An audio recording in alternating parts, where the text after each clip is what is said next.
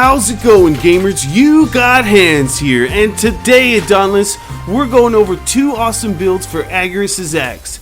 That's right, we got two builds. We have a catalyst build and a non-catalyst build. Both are super epic, awesome builds, and they have great damage, great attack speed, and they're just supremely awesome. They are considered the best builds for this axe for the most part for general hunting. So I definitely suggest to try out both builds and find which one you like the most. So I should say, with the current meta, we utilize adrenaline. So with that said, you need to deplete your stamina and you need to get rid of it. The less stamina you have, the more damage you will do.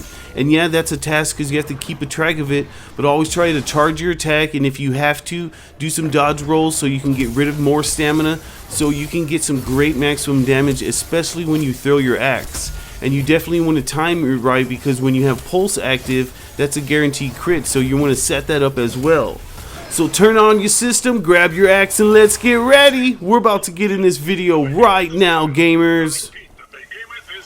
Let's do it. The first one I'm going to show you is the Adrenaline Catalyst build. So go ahead and grab your axe and throw a Catalyst cell and an Overpower cell. The special is Grim Onslaught, and the mod is Overcharged Cylinder because it stacks up to 4 times for 75% damage, which is really dope-tastic. And the bond is Karabek's Claw, not because of the deconstruction, because of the blades. Once charged, your next attack unleashes whirling blades that deal 75 terror damage. Additional attacks speed up the blades, which explode at the end of the duration and deal damage based on blade speed. So you're going to want to attack as much as possible, especially while it's going, and as fast as possible to knock up that damage, especially the end exploding damage. The Omnicell, of course, is going to be disciplined for that critical strike chance and damage, and don't forget to Prairie to stack that up even further. The Lantern is going to be Pangar's for that nice AoE damage ticks that it does on all parts, and you're going to throw a Catalyst cell in there. The headpiece is Time Weave, and we're going to put Adrenaline cell. The chest piece is Thrax's, and you're going to put a Predator cell. This is also Time Weave arms, and you're going to put a Pulse cell in that bad boy. And these are Thrax's legs, and you're going to throw another Adrenaline cell. So for the tonics, for the maximum damage, use Blitz, Frenzy, and Aether Drive. So all in all, what we got going on is a +6 adrenaline, which means you need to deplete your stamina, even if you have to dodge roll, sprint, get rid of it, do some attacks. Deplete your stamina for maximum damage, so you have to remember that with that build. We all know what Catalyst does, and we all love it. Cunning, that's a great critical strike, 40% damage. Predator, 35% damage. Deconstruction, consider it not even there because it's pointless, but it's pretty cool if you want to break some objects. And then Pulse is for a nice critical strike chance as well. So as you can see, this is a solid, great build that has some circumstances. If you can trigger Pulse, and if you can get rid of all your stamina for some nice damage, especially on your axe throw. Alright gamers, this next build is a non-catalyst build, so if you want a strong epic build for this axe that's not catalyst, then let's hop into this one, because this is your build. So you're going to throw an Endurance cell in there and an Evasive Fury cell. Same thing with the special mod and the bond. Same thing with the Omni cell. We want discipline for that critical strike chance and the damage. And like I always say, don't forget to parry. And then for the Lantern, that's Pangar's for the same reason, that great AoE damage, and you're going to throw a Conduit cell in there. The headpiece is Time Weave, and you're going to put an Adrenaline cell. The chest piece is Scraves, yes, because it has Adrenaline, and you're going to throw an Endurance cell in there. The arms are Malcarion's, and we're going to put an Assassin's Frenzy. And the legs are Thrax's, and you're going to put a Cunning cell.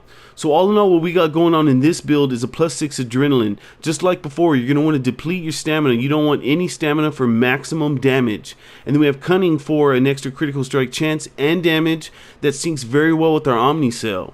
And then Endurance, you're wondering why Endurance hands? Well, the more stamina we have for adrenaline, the more damage we do, so we can deplete it. So if we have an extra 100 stamina, we can deplete that extra 100 stamina for more damage. As you can see, grants +3% damage for every 10 stamina missing. So you can do the math and realize, okay, that's a good amount of damage right there just from Endurance and the stamina base that we have, adrenaline and Cunning. And as you can see further on, we have Predator for another 35% damage. So this is a great direct hit, awesome build if you can use it correctly. It does not use Overpower, really solid damage from Endurance. And as you can see here, we have a +3 Frenzy, Conduit, and Evasive Fury. Why 3, you ask? Because it's a great upkeep. When you break apart, when you dodge through an attack, and when you hold your lantern, you're going to have a consistent attack speed buff throughout each set of these +3s that really upkeep some great attack speed for this build. And as you can see, it's a solid, strong build, and it's pretty epic, and I hope you guys enjoy it. Build is a build that doesn't utilize endurance, but it does use Overpower. So let's hop into this build variation. You're going to throw an Adrenaline Cell and an Evasive Fury. Same thing for the special mod and the bond. The lantern is also the same Pangarns, and you're going to throw a Conduit Cell. The headpiece is Time Weave, and you're going to put an Adrenaline Cell. The chest piece is also Time Weave, and you're going to put an Overpower Cell in that one. The arms are Malcarrion, and you're going to put an Assassin's Frenzy Cell in that bad boy. And the legs are Thrax's, and you're going to throw a Cunning Cell.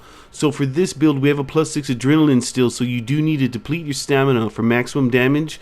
But we also have Cunning. Overpower is what we talked about, a +40% damage versus Staggered Behemoths. Predator 35% damage.